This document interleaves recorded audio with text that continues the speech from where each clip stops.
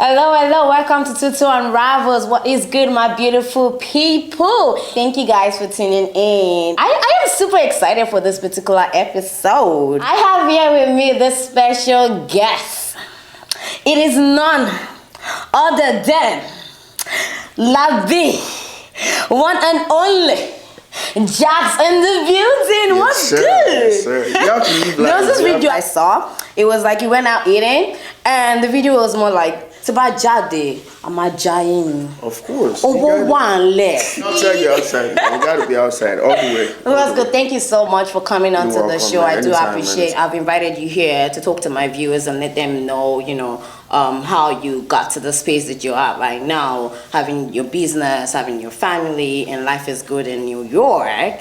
So give it to me. Of course, man. It didn't all start like this. Right. From day one, it was always like hustle, survival. Right. And I always have to like chase the dream because there's always a dream. Right. There's a bigger picture. Always a bigger picture where like the little pieces is gonna come together eventually. Right. But always have the bigger picture in the back of your head and just do everything you gotta do. Do it. This is the goal that I set for myself, and this is what I'm working towards. So about myself, a lot of people know me as Labi. My full name is Labi. I'm actually from small town where we Jebu boys. That's what job, Jebu. So it's like, are you from Lagos? Nah. I be confirmed Jebu boy. Right. I'm just grateful for my life because it's, even though I guess I'm not a product of my environment. I went to multiple famous, popular schools in Nigeria. Started up from Mayflower Junior School, boarding house, then from there, Remo Secondary School. Then from there, a school in a little town called Ishara called Onigegara. Then from there to Babcock University, and then out here. Then it's all history from there. Right. My dad always wanted better. Like this dude, my dad is not the richest person in the world, but he put me through these schools, gave me all of these things so I could be a better person. Right. I could be better than him, and that's like kind of like the position I am right now as a father. Always want to do better. So right, my son doesn't he can look up to you. Exactly, my son doesn't doesn't go through the struggles. I went through because he wasn't that. Wait, you said like nah, because it wasn't nice. I want to know what is it? Why does it make you feel? What wasn't really easy? Because then it looks like before you came into the United States. When did you get into the United States? I think I came in the United States in 2011. So you felt like before you came into, and that's not far from now. Look at you now.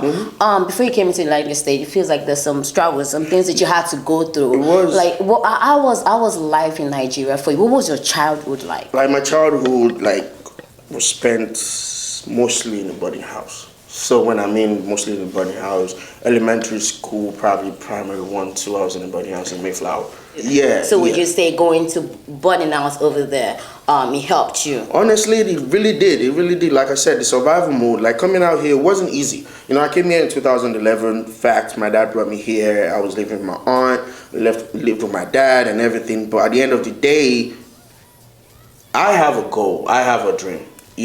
They living their life to provide for us to actually become somebody out there. So there's always a bigger picture for me. There's a lifestyle I want for myself. And regardless of where I am right now, as I go and project higher, I'm always living my life through my struggle. Every step all the way is like there's a struggle somewhere. Right. But regardless of that struggle, I remember to leave. Because I have a dream, I want to travel the world. Going back to the struggles, I come in 2011. I was super young. I think I was super young. That was 11 years ago or about 10 years. I was 20, turning 21. Coming in here, I don't have no friends. Mind you, coming from Nigeria, I had friends, a lot of friends. You was popping. Yeah, so coming here, no friends, and I had to go to school. At the same time, I had to work. So I had 2 jobs, man. Because I had to, I needed a car. I had to get my car. Because I had to go to work and all of that. Used to the Lagos lifestyle. Yeah, so I had 2 jobs and I had to go to school. I remember I was working at Payless and I was working at TJ Maxx. for a start. Like, always had to get, I needed a laptop. I needed a whole lot of things that I had to get for myself. In that process, when you were doing those two jobs, what were the things going through your mind? Did you feel like you were over struggling? Or was it hard for you? Because that's like more like a transition, coming into another country, meeting new people, and having to work extra hard to get that source of income. How was that experience for you? I mean, it was difficult, I'm not gonna lie, because I was coming from Nigeria where everything was provided to me. Right. House, money, everything was provided to me. And then coming out here, and then, I have to wake up in the morning, go to work. Then after that, I got to go to school. I pretty much had to start over though. Like I started. Was that difficult for you? Yeah, that was crazy because I think I was struggling I was actually struggling. I was struggling the first semester. How did you of struggle? that. Like I was struggling academically. I was struggling to like socialize, and because at that point I was older. I think I was 21, and most of the kids that were in my class at that point were like 18. How did you deal with that? I mean, at some point, I just had to being African, we know how that goes, right? I'm older. I just had to unlearn that particular idea and, try to get to know people and mix with different people. Because I think a lot of problem that people have is like, I'm too old for this class, no matter what. And it was like, you can't talk to me anyhow. I'm bigger than this. And, if you have that attitude, you can't take you anywhere, basically. Yeah. So you have to bring yourself down I had to actually communicate with people. Yeah, I had to unlearn that. Like, my first semester was just about going to class and then going back home. And like I said, I was struggling academically because it was a different lifestyle. What would you say? Like, what is the difference? What is the struggle about? For me, honestly, I think a lot of people are like A students whenever they talk. I'm not an A student. Like, I'm like the C. I just got to like just go. All my life, I think the seriousness of actually becoming somebody or, passing your classes kicked in my third year of college in Nigeria, which is 300 level. And then my second semester here, of course. And the reason why is because I just didn't care. I just wanted to pass through class. So I was always a C student. Like, whatever you do, just get a C so you can move on. I can just graduate. I didn't listen. So when you came here, you saw that it was a different ball game. It was a different ball game. First semester, I still had that attitude. I would go to class. So one thing about myself is if I go to class and I listen, I will catch 80% of whatever you're talking about. Of course, we know that's not enough when it comes to classes. That would get you the C in Nigeria, right? But here it's not. Whatever the C is over there in Nigeria, I think is like a E or F out here. So like that was actually my grade. You had to work extra hard. The first So that was semester. more like a struggle for you. So what did you do to actually help yourself get to that point? So like I think my second semester, like that's why I said I had to unlearn a lot of things just because you're younger than me now. So whenever it's like my free time, I'll go hang out with like my classmates, like my classmates actually, not classmates at that point, my classmates, and then we talk about what goes on in class. Right. We like study together.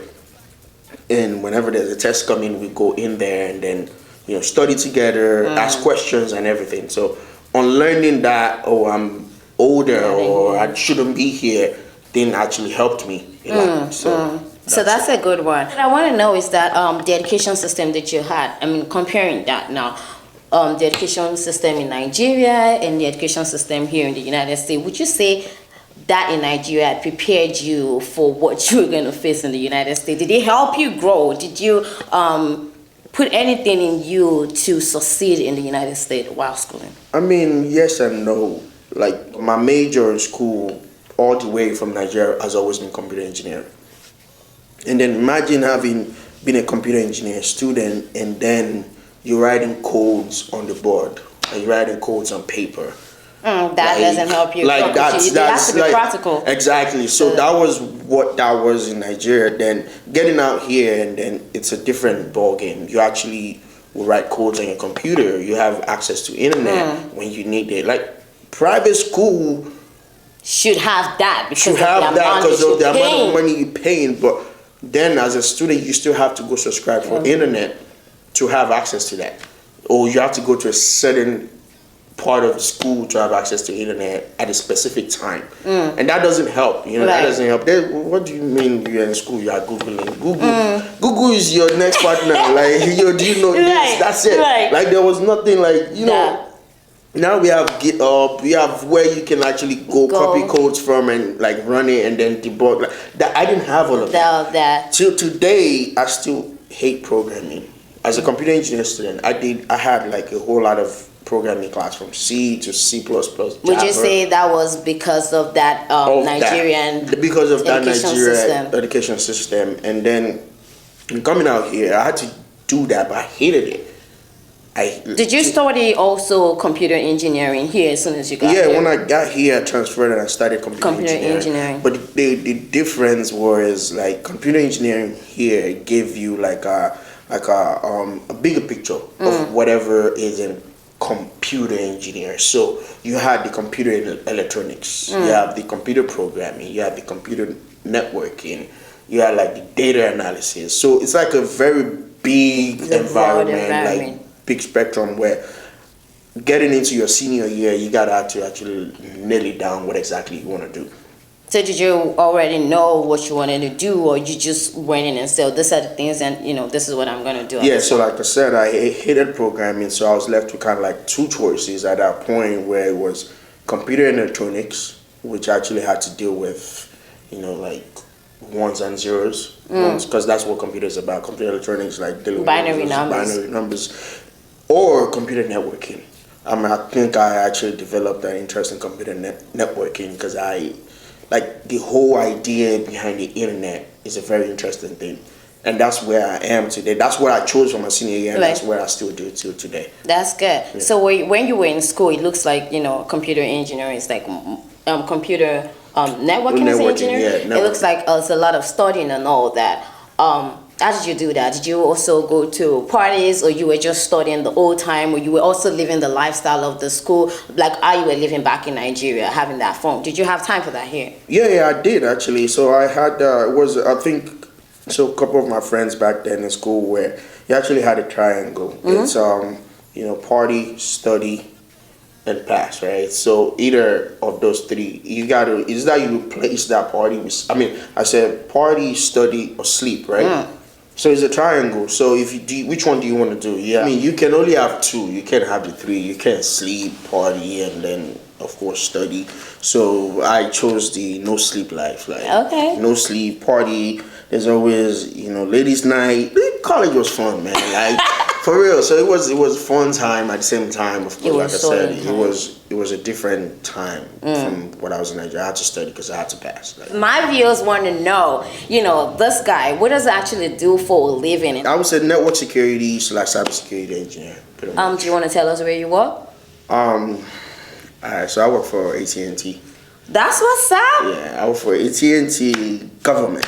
So are you working with the degree that you studied? Yeah. I'm actually one of those example in IT, or like, I hate the word IT guy, but whatever. Tech guy, whatever. I just hate that word. But I'm that one example of a person that actually has the education, right, and also the certs. So I actually have my bachelor's in computer engineering, master's in information technology. Okay, bro. And then I have all of these other certificates you can mention.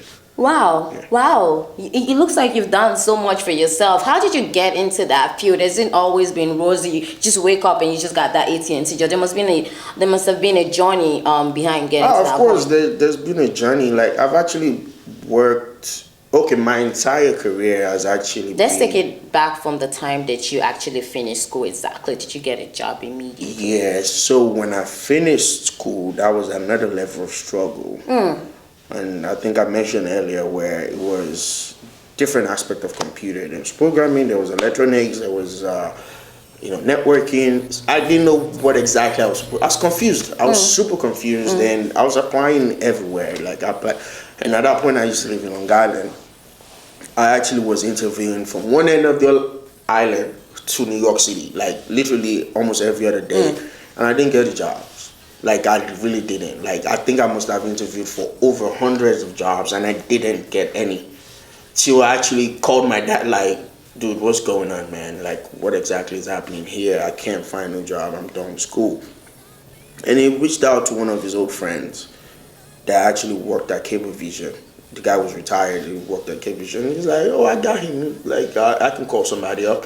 So the dude called somebody that was still working at Cablevision at that point, before Cablevision is actually Ortiz USA now. But the guy called somebody. Then the guy told me to come. Funny story around that, right? The guy told me to come for an interview. And guess what? I didn't even have a resume to go for this interview. I guess that's why I was like, that's okay. So this is gonna bring me to a topic, right? I think that's why I wasn't even getting other jobs, like, cause I'll go to interviews with like idea of just to talk. I didn't have no resume. Lying. I'm telling you, lack of information. You went to Farmingdale. Was there not a resume building class or something like that? See, like. So what were you? It was lack of information. That's the thing. So that's like one of the things like for me right now, right? I always like seek for information. Even at this point of my career, it's like information. I found out a whole lot of things that could have helped me get like way better job that I'm doing right now later down the lane. But I'm still glad I found out that.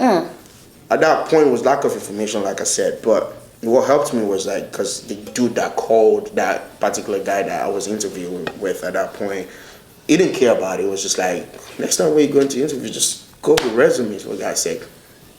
And that's how I got that first job, like with Optimum as a network/technical support job.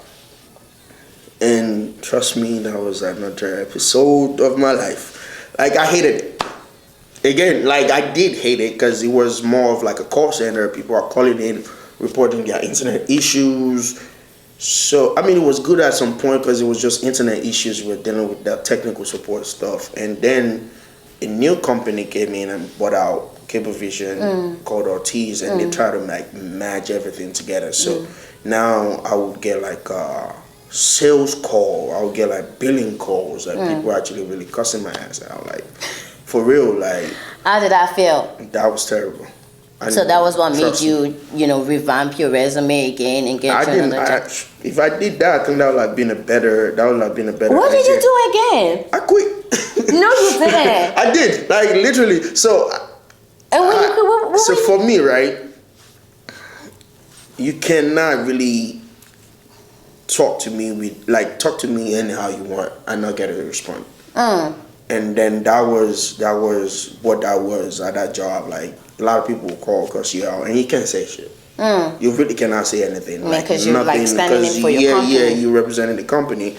And I wasn't having that. I tried for a whole long time, but there was one particular day I wasn't just having it. And I think this dude say, you need to go back to wherever you're coming from. What do you mean, where you coming from? I'm like, where you coming from? You know what, you.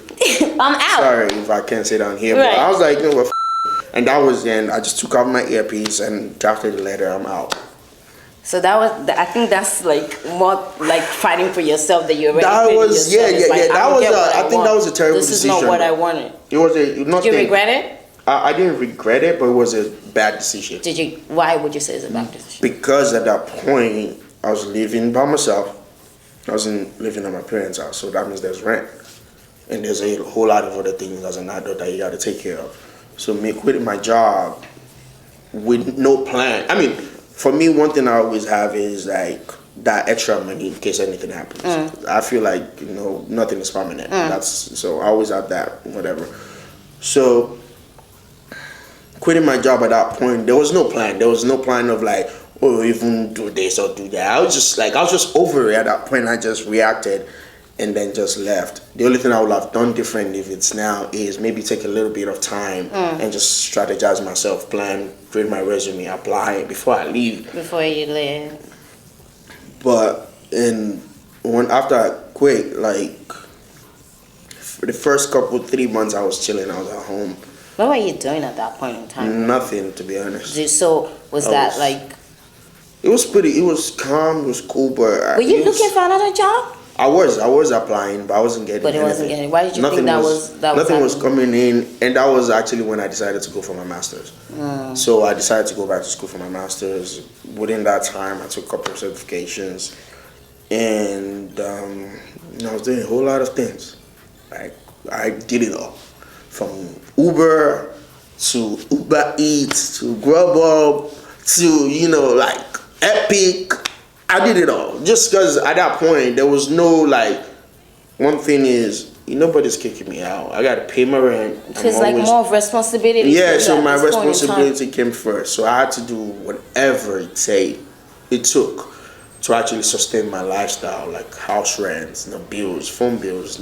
So that was hard because the money I was making from all of these things wasn't enough for me to take care of my responsibility and live the way I would love to live. So would you say leaving that job at that point, would you call it pride? So I heard something, I think Kanye said it. It was like ego and anger are like best friends. So it was my ego and my anger that got the best of me that day. And so do you think that helped you to get you to the position that you have right now? I mean, it did, but at the same time, I think the struggles, like there was a whole lot of struggles in between that before I got my next job. So I think if I didn't leave at that point, I could have avoided those struggles to get into my next my next stage of life. I could have avoided those struggles. Like, literally, trust me, man, there was nights where I would have to eat $5 pizza and remain some for the next day, like literally. So, because it was a whole lot of struggle with that, because I got to pay my rent before I actually have to eat. So, and it wasn't an option of me going back home. There was an option of that. Like, I'm here, we have to got it. Yeah, I'm here, whatever it takes, I'm going to have to figure it out. So I did whatever I had to do, go back to school, study and everything. I had multiple interviews within that, but nothing came true. But eventually I got the opportunity to actually work for Comcast. So it was at that point that you realized that that was the point that you realized that I have to do better for myself, and then you went to school and got your master's degree, and after your master's degree, you then got a job at Comcast. After my master's, I think I took one cert. Then after that was when the job came through. What was the certification that you took? I think it was Cisco Security or something like that. How did you do that? How did you learn about that certification, and what did you do? Alright, so I've always, like, for me, I kind of like knew all about all these certs while I was going to school. Yeah, for the type of job I do right now, and I have been doing, my certs are actually tool specific. Which are? Like, for example, Cisco's. Like, for example, Palo Alto firewalls. There's Juniper. There's checkpoints. Like, so that's to be what job is that? So as our network security engineer. Gotcha. Network security engineer. So to be a network security engineer, you have to take some particular certifications. Yeah, tool specific. I mean, then like I said, I'm crossing between, and also as a cybersecurity engineer, then you could have like general CompTIA, for example, security plus, or you could go for CEA, CISSP, and things like that. And the whole entire world right now is leaning on the cloud side, AWS, Azure, or whatever it is that is out there that you're interested in. So, but bringing it back to me, most of my sets were like tool specific. So, of course, I had to do those certs. Wow, it's a lot of certification. Yeah, it's a lot. How did you do all this? Were you studying on your own, or you had to go for a particular class, or did you use Udemy, Coursera? Oh, Udemy is one of my best friends, and also I have millions of courses on Udemy that I've actually never touched. But you just bought them? Yeah, I just bought them. Just I think. So you never went to any particular? Because I know people be paying a large sum of money, like $5,000, to one of those schools like General Assembly and all that. Did you have to go? Nah, I never had to do. So you just did everything was like self-learning. Self-learning, and I think school helped a little bit, but school didn't give me job-specific experience, but it gave me, I think it created a path for me. Like, you know what? Of course, my lab classes for networking, because I actually put in a lot of work for networking, for lab classes, and that's helping me today. So yeah. So after you did all the certification, you got that dream job at Cisco. I mean, I don't think, no, I got it at Comcast. I don't think that's my dream. I actually don't. I don't think I have a dream job, to be honest. It was just you going with the. It was just like for me, right? I gotta be successful. So no matter what it takes. This is okay. So there's a whole lot of this isn't working. Do this, right? And I don't have that experience. I don't have of course, I've had to do things to survive, but I never like deviated from what my major was. Or what my major is. It's always been computer engineer, and that's what it is still today. I mean, of course, there were days that I didn't have jobs. Like, I didn't have no job. Like, I would call a lot of people, can you help me, and things like that. So it was still more like networking for you and trying to reaching out and getting information from other people to get you to that point in your life. I mean, I worked at WWE, and it was just from like my friend working at WWE. It's just like, and it was just like a joke. Like, yo, I called, like, we always joking around. Like, I'm like, yo, you guys are hiring? He was like, let me check. And he checked. He sent me like, oh, we have a security position open. Applied for it, went for the interview, and I got a job.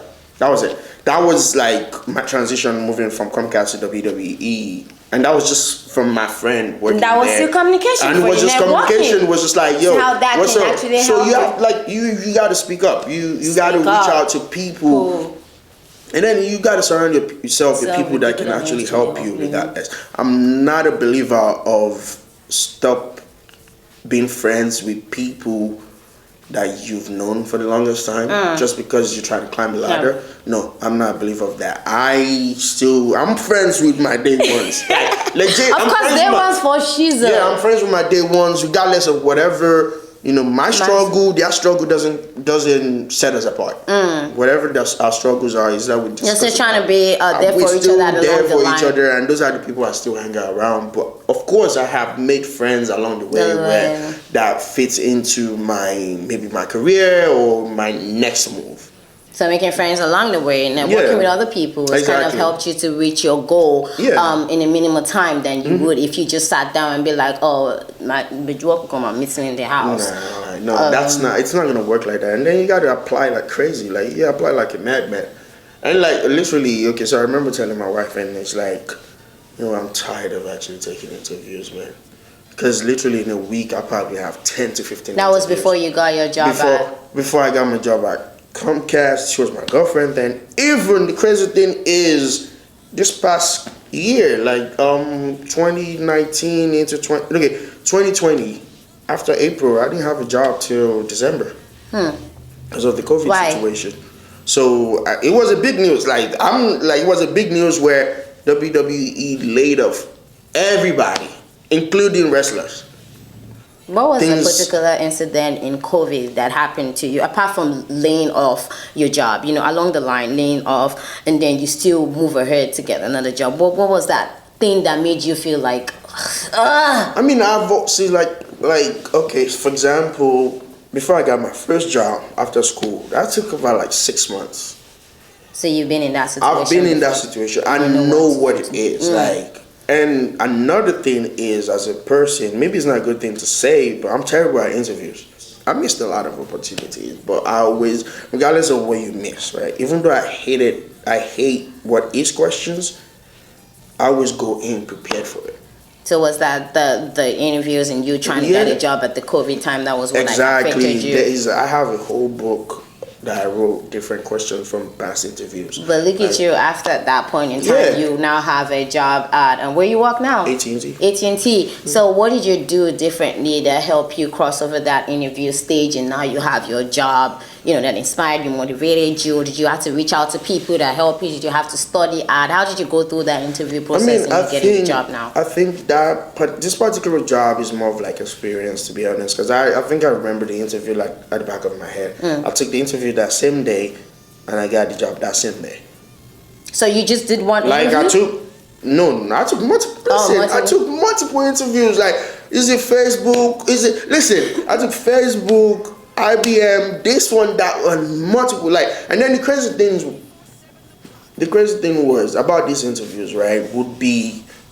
So I was so nervous about my Facebook and IBM interview because these companies are big, right? And then it didn't work.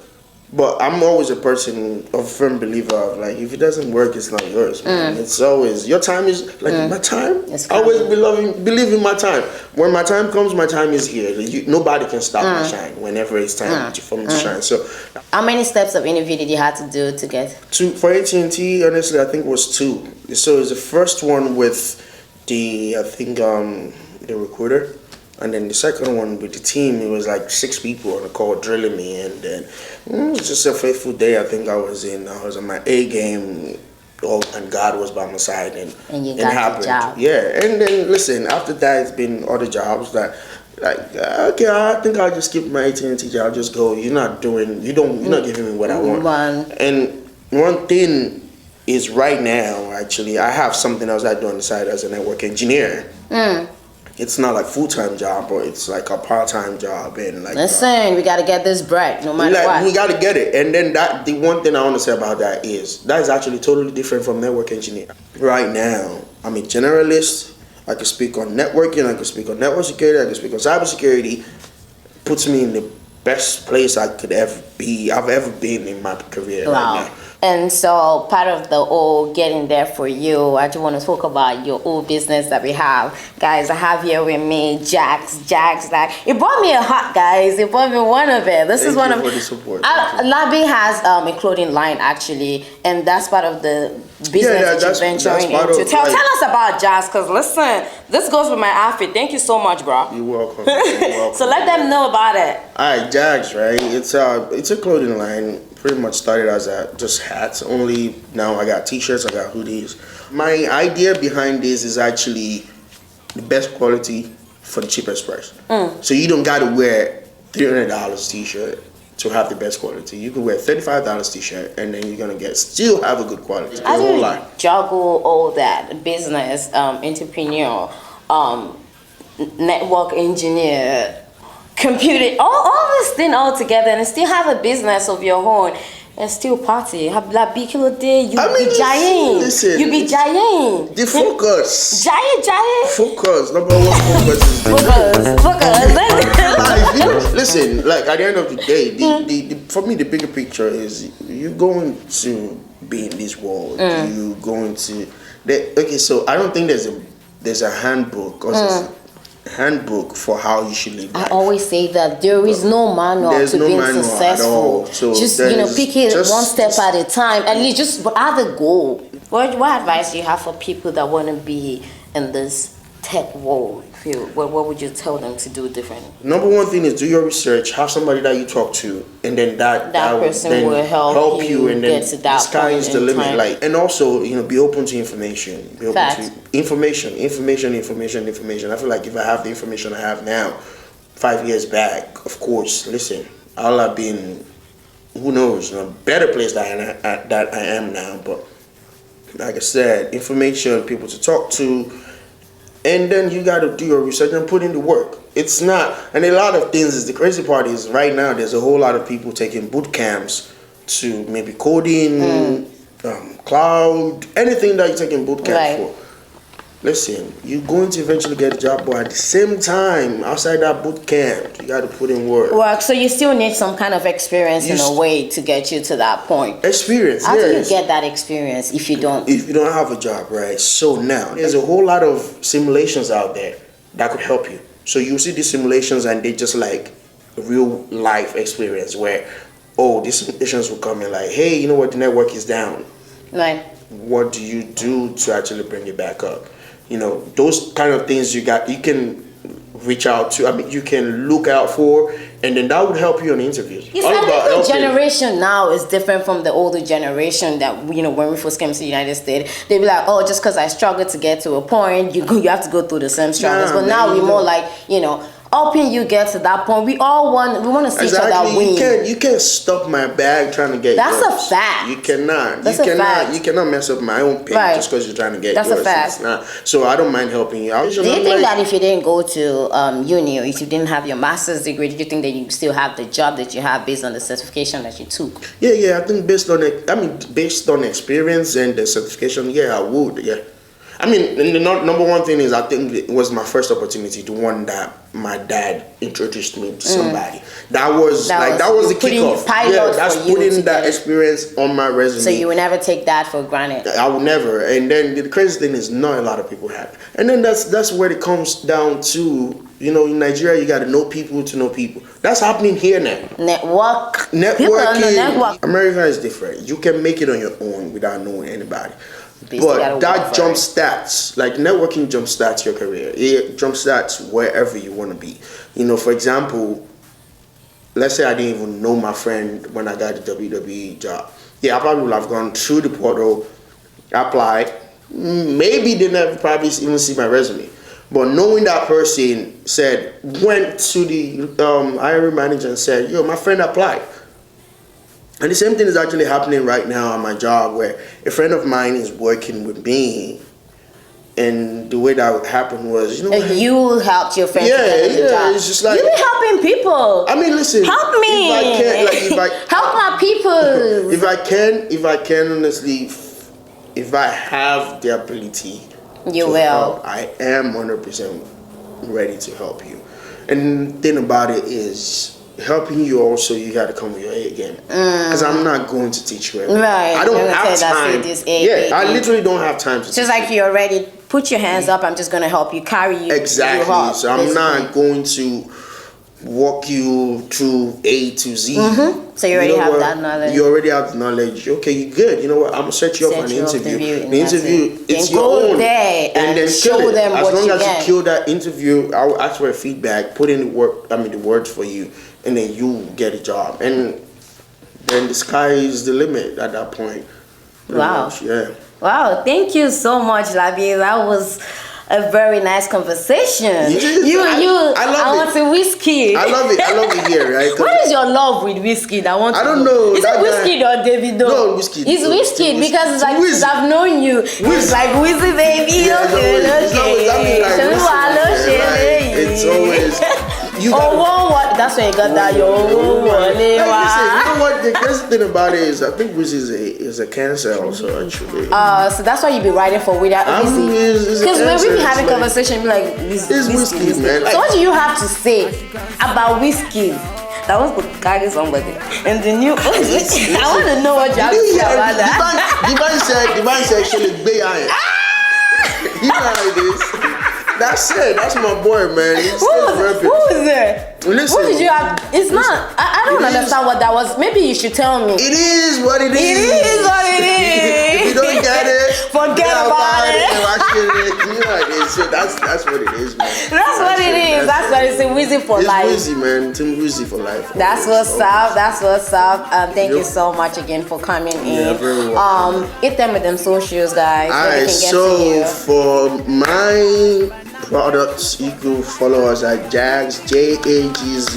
You already know. That's what's up. ZZ. And then my personal socials, LabiNG, super easy, LABI_NG. Boss. And my information is there, my email and everything. So. All right, guys, thank you so much for listening. This is episode 3. We did it. Yes, we did it. We're going there. Thank you for having me, actually. I'm actually glad to be here. I appreciate you coming in and telling me all about your struggles right from Nigeria and you getting used to this point that you had now. It wasn't easy, but look at us now. Mama, we made it. We made it. I'm proud of you, Labi. If I didn't say that before, I'm going to say it all the time. I've known you for a while and you know, you motivate a lot of people. You try to get people to that point that they are in your life. I hope that when my viewers reach out to you, better get them to that point. I hope so, man. I can help. They need jobs at AT&T. Yeah, I will help if I can, man. I will help if I can. And then, like I said, I really appreciate being here. I really don't talk about what I do. Right. You don't even be talking to nobody. What people see is just turn up. But listen, I got some serious side to me also. But thank you for having me and giving me the platform to actually talk about things about my life, and I really appreciate it. Right. I hope we'll have you again. Sure. Listen, there's an pick up your update. phone, you ring me, I'm here, man. All day, at a time. Okay. Thank you so much, Labi.